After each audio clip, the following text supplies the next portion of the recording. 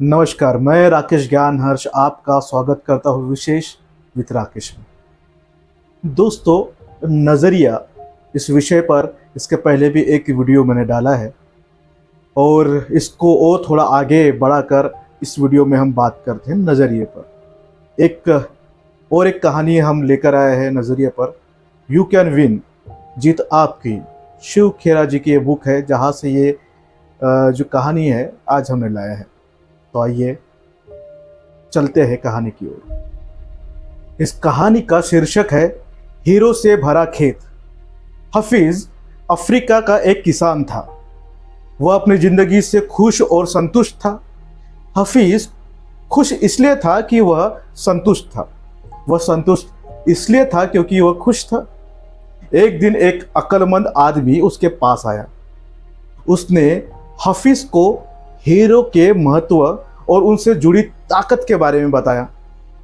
उसने हाफिज से कहा, अगर तुम्हारे पास अंगूठे जितना भी बड़ा हीरा हो तो तुम पूरा शहर खरीद सकते हो, और अगर तुम्हारे पास मुट्ठी जितना बड़ा हीरा हो तो तुम अपने लिए शायद पूरा देश ही खरीद लो।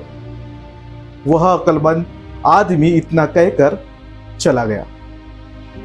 उस रात हफीज सो नहीं सका। वह असंतुष्ट इसलिए था क्योंकि उसकी खुशी भी खत्म हो चुकी थी। दूसरे दिन सुबह होते ही हफीज ने अपने खेतों को बेचने और अपने परिवार की देखभाल का इंतजाम किया और हीरे खोजने के लिए रवाना हो गया। वह हीरो की खोज में पूरे अफ्रीका में भटकता रहा, पर उसे हीरे कहीं मिल ही नहीं रहे थे। उसने उन्हें यूरोप में भी ढूंढा, पर वे उसे वहां भी नहीं मिले। स्पेन पहुंचते पहुंचते वह मानसिक, शारीरिक और आर्थिक स्तर पर पूरी तरह टूट चुका था। वह इतना मायूस हो चुका था कि उसने बार्सिलोना नदी में कूदकर खुदकुशी कर ली। इधर जिस आदमी ने हफीज के खेत खरीदे थे, वह एक दिन उन खेतों से होकर बहने वाले नाले में अपने ऊँटों को पानी पिला रहा था। तभी सुबह के वक्त उग रहे सूरज की किरणें नाले के दूसरी ओर पड़ी और एक पत्थर चमकता हुआ दिखा, और वह इंद्रधनुष की तरह जगमगा रहा था। यह सोचकर कि वह पत्थर उसकी बैठक में अच्छा दिखेगा, उसने उसे उठाकर अपने बैठक में सजा दिया। उसी दिन दोपहर में हफीज को हीरो के बारे में बताने वाला आदमी खेतों के इस नए मालिक के पास आया। उसने उस जगमगाते हुए पत्थर को देखा और पूछा, क्या हफीज लौट आया है?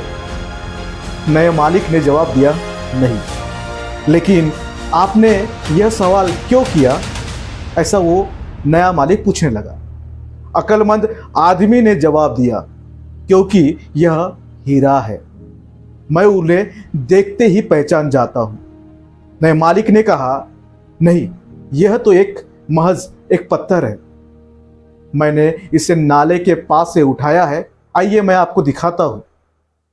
वहां पर ऐसे बहुत सारे पत्थर पड़े हुए हैं। उन्होंने वहां से नमूने के तौर पर बहुत सारे पत्थर उठाए और उन्हें जांचने परखने के लिए भेज दिया। वे पत्थर हीरे ही साबित हुए। उन्होंने पाया कि उस खेत में दूर दूर तक हीरे दबे हुए थे। इस कहानी में हमें क्या सीख मिलती है? इसमें से हमें 6 सीखें जरूर मिलती है। पहली सीख, जब हमारा नज़रिया सही होता है तो हमें महसूस होता है कि हम हीरो से भरी हुई ज़मीन पर चल रहे हैं। मौके हमेशा हमारे पांव तले दबे हुए हैं।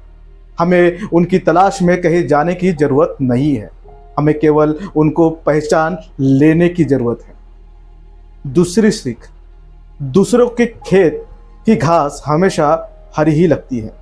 तीसरी सीख, हम दूसरों के पास मौजूद चीज़ों को देखकर ललचाते हैं, इसी तरह दूसरे हमारे पास मौजूद चीज़ों को देखकर ललचाते हैं। हमसे अपनी जगह की अदला बदली करने का मौका हासिल करके उन्हें खुशी होने की एक अनुभूति होती है। चौथी सीख, जिन्हें मौक़ों की पहचान नहीं होती उन्हें मौके का खटकना शोर लगता है। पांचवी सीख, मौका जब आता है तो लोग उसकी अहमियत नहीं पहचानते, जब मौका जाने लगता है तो उसके पीछे भागते हैं। छठी सीख, कोई मौका दोबारा नहीं खटखटाता। दूसरा मौका पहले वाले मौके से बेहतर या बदतर हो सकता है, पर वह ठीक पहले वाले मौके जैसा नहीं हो सकता। इसलिए सही वक्त पर सही फैसला लेना ही बेहद ज़रूरी होता है। गलत वक्त पर लिया गया सही फैसला भी गलत फैसला बन जाता है।